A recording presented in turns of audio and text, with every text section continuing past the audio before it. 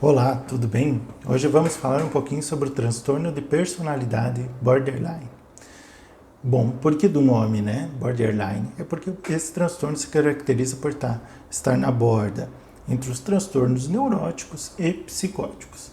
Ou seja, a pessoa entre os transtornos mais ansiosos e aqueles psicóticos, onde a pessoa tem delírios, pode ter alucinações quando se diz que ela está psicótica. Só para entender o porquê do nome. Bom, o início dos sintomas, né, das manifestações do transtorno borderline pode acontecer já na adolescência. Ocorre principalmente nas meninas, né, principalmente em mulheres, do que em homens. Alguns estudos dizem até 75% das vezes nas mulheres. E ocorre então lá pelos 12, 13 anos já pode começar a apresentar alguns sintomas do transtorno borderline. Um sintoma importante, um sinal importante do transtorno borderline é o sentimento de abandono. A pessoa se sente muito abandonada ou ela tem um medo intenso de ser abandonada. Então ela faz de tudo para manter seus relacionamentos, porque ela tem medo que as pessoas a deixem, que a abandonem. Esse medo é muito intenso, então ela até se submete muitas vezes a situações desconfortáveis ou até humilhantes para manter os relacionamentos e não se sentir abandonada. Por outro lado, ela também pode se sentir abandonada, mesmo tendo as pessoas por perto.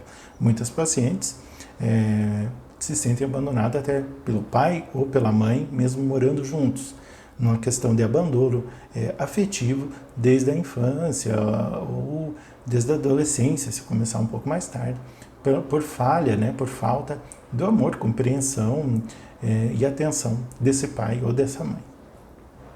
Outro sentimento muito comum do paciente com transtorno borderline é o sentimento de vazio. A pessoa diz que sente um vazio no peito, ela não sabe nem definir direito o que ela sente ou o que ela não sente. A pessoa também pode apresentar muita raiva, muita ansiedade e episódios de agressividade, onde ela tem até dificuldade em controlar essa agressividade. Ela pode estourar, como se diz, explodir, falar coisas que não deve, num ato impulsivo e agressivo. Ela pode ter uma percepção distorcida da autoimagem, se sentir mais gorda do que ela é, mais feia do que ela dá muito mais importância a algum defeito que ela acha que ela tem fisicamente, o que acaba denegrindo também sua própria imagem em relação a ela mesma. Ela pode ter sentimentos de paranoia, que é a questão de se sentir perseguida, achar que alguém está querendo fazer alguma coisa contra ela, prejudicá-la de alguma forma. Outra característica importante é que as pessoas borderline, elas podem amar muito uma pessoa e em poucos dias começar a odiar essa pessoa. Ela pode idealizar uma pessoa e depois já desvalorizar essa pessoa. Então pode acontecer nos relacionamentos. Ela conhece alguém e em poucos dias ou no mesmo dia aquela pessoa já é idealizada, a melhor pessoa do mundo que ela conheceu, ela já faz planos, vai até casar com essa pessoa porque é a melhor pessoa do mundo. E dali uns dias essa pessoa já passa a ser totalmente desvalorizada porque já tem muitos defeitos, já não serve para mais nada, não serve para ela. Então acontece muito essa antítese, né, do que de muito e depois de muito pouco, né? Ama, odeia, valoriza, depois desvaloriza. Outra questão importante é a impulsividade, fazer coisas no impulso. Então, se submeter a questões de risco, né, autodestrutivos, como relações sexuais desprotegidas, fazer uso ou abuso, né, de drogas de uma forma muito mais intensa, dirigir de forma irresponsável, ou seja, comportamentos impulsivos, mas que são também autodestrutivos. Impulsividade, então, como eu falei, autoagressão, importantíssimo dentro do transtorno borderline, que inclusive é um dos sinais que aparecem já no início, né? Muitos adolescentes já começam manifestando esse transtorno já na adolescência, que seria o que da autoagressão, então, da autolesão, se cortar, se dar soco na cabeça, arrancar os cabelos, não arrancar um fio por fio, mas arrancar de maços, né? Chumaços de cabelo, uma coisa bem mais agressiva, né, do que arrancar fio por fio. Se queimar, né? Algumas se queimam com bituca de cigarro, Então, são lesões autoagressivas. Uma das coisas mais comuns realmente são as questões de corte, né? A pessoa se cortar com gilete ou com faca. Não no intuito de cometer um suicídio, não no intuito de se matar, mas no intuito de aliviar a dor emocional. Ela prefere sentir uma dor física se cortando do que ter uma dor emocional, de tanto que é o sofrimento emocional dessa pessoa com o transtorno borderline.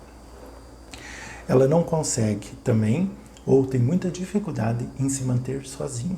Ela normalmente precisa ter alguém por perto para ela se sentir segura. Então, se ela marcou um encontro com uma amiga, com um amigo ou com um namorado e essa pessoa não pode comparecer de última hora por algum imprevisto real, ela já imagina que seja algo contra ela, que ela foi abandonada, que essa pessoa não quer ficar com ela. Então, isso pode acontecer até com o médico, com a psicóloga. Se não puder atender ela naquele dia, ela acha que o médico que não gosta mais dela, que não quer mais atender ela, ela tem o sentimento que ela foi abandonada, né? Falando do abandono que eu já tinha falado lá no início. Então, o transtorno borderline, ele é complexo, às vezes ele é difícil de fazer um diagnóstico diferencial com o transtorno bipolar. Algumas questões que eu falei aqui não são só do borderline. Então, não é porque a adolescente ou a pessoa se corta que obrigatoriamente ela vai ser borderline. Então, cuidado com tudo que eu falei, porque são características do border. Mas não que porque tem uma coisa ou outra isolada, dá para taxar a pessoa de border, ou você que está assistindo o vídeo já achar que tem um diagnóstico. Então, não se autodiagnostique por esse vídeo, pelas coisas que eu falei, e nem por coisas que você possa vir a ler na internet, né? Procure um psiquiatra para realmente ter uma conversa, fazer uma avaliação para poder chegar ao diagnóstico. Muitas vezes também não é só numa consulta que se faz. Por quê? Porque tem muitas variações, as pessoas são diferentes, então tudo que eu falei é o global, seria o mais comum, mas as pessoas mudam, podem ter maior intensidade de uns sintomas, menos de outros.